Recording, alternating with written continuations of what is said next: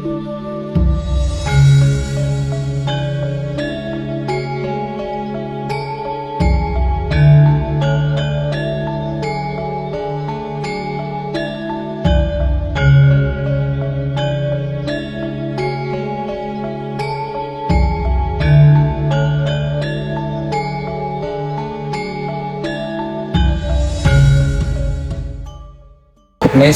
terbanyak yang memang Jawa, bahkan nomor 4 di dunia ya, setelah suku Arab, suku Bengali, suku Punjab ya. Itu populasi etnik yang terbesar di dunia. Mengenai bagaimana kok sampai hari ini masih ada ya, dulu kan banyak teori, sebetulnya banyak teori sekali, ada 5 teori. Jadi kalau untuk suku Jawa sendiri itu sebelum memasuki masa kerajaan kan dirunut dari manusia purba, setelah itu masuk ke era kerajaan. Jadi sebetulnya masa keemasan orang Jawa itu ya masa kerajaan itu, kerajaan Mataram, kerajaan Majapahit, tapi belum bisa menunjukkan jati dirinya kami orang Jawa, belum ya, masih menunjukkan jati diri kekuatan kerajaan di mana dia tinggal. Contohnya dia tinggal di kerajaan Majapahit ya, dia akan ngomong kayak orang Majapahit. Setelah itu turun ke atau masuk ke daerah kerajaan Islam ya. Itu ada 5 teori di Indonesia ini, ada 5 teori yang memang mendasari asal usul suku di Indonesia, terutama ini yang mau kita bahas suku Jawa ya.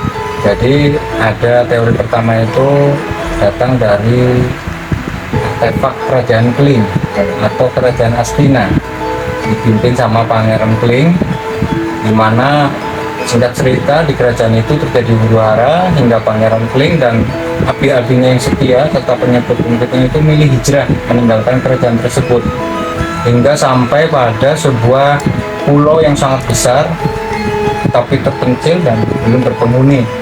Disitulah beliau membuat permukiman. Permukiman itu setelah dihuni dinamai dengan Java Cekwara. Kedua itu adalah surat kuno.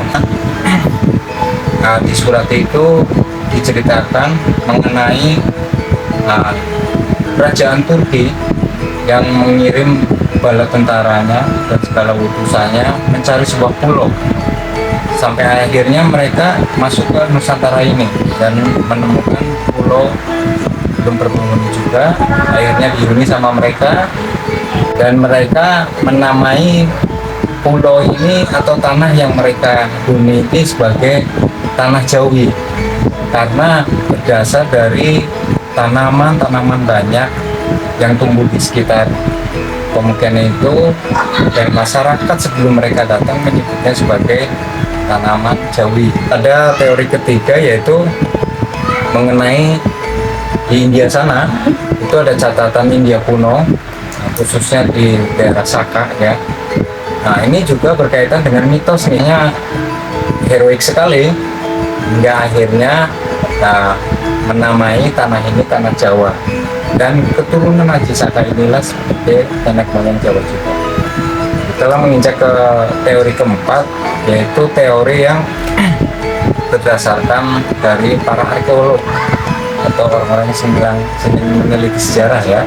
Berdasarkan arkeolog menemukan artefak-artefak itu yang pada akhirnya di Tringil pada tahun 1829 itu menemukan manusia purba yang dinamakan sebagai Pithecanthropus erectus dan Homo sapiens itu pada akhirnya turunannya secara tes DNA-nya itu tidak terdapat perbedaan. Artinya dari orang-orang purba ini nyambung ke orang Jawa modern sekarang. Itu akhirnya dianggap juga orang-orang Jawa berasal dari nenek moyang para manusia purba ini. Terus ada teori yang kelima yaitu dari para sejarawan, yaitu yang berpendapat bahwa migrasi penduduk besar-besaran dari negara Tiongkok bagian selatan atau yang disebut di sana sebagai masyarakat Yunan. Yunan. Oh, Ya, itu bermigrasi besar-besaran, tetapi langsung ada penyebarannya. Yang sekarang kita kenal ada Sumatera, ada Madura, ada Sulawesi, yang akhirnya sampai sekarang. Nah, mengenai bahasa yang orang Jawa gunakan itu bahasa Austronesia, karena yang berkembang sekarang itu sebelumnya punya sumber, artinya yang sekarang ini hanya turunan. Ya, ya betul. Sepengetahuan Bapak, sebelum menjadi aksara itu dulu dikenal hanya sebagai abjad-abjad saja. Jadi seperti abjad Prosti Sinai, abjad Venesia, dan lain-lain hingga menjadi sebuah aksara. Jadi aksara awalnya itu di abad 6 hingga 8 itu namanya aksara Brahmi. Ya, turun menjadi aksara, turunannya menjadi aksara Palawa, terus aksara Kawi, ya sekarang menjadi aksara Jawa. Ini sebagai aksara Dentawijaya. Ya, seperti itu. Baik. Nah, aspek seperti bahasa, terus adat istiadatnya, terus seni dan budayanya, serta kebiasaan masyarakatnya.